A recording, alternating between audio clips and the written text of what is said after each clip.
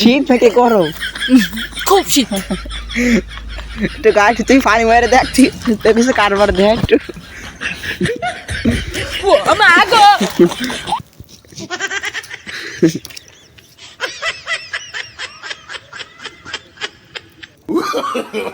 No, no, no, no. কি করে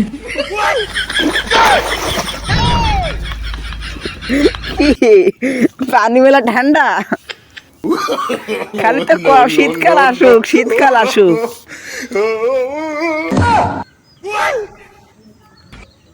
কি করে ডুব দে ডুব দে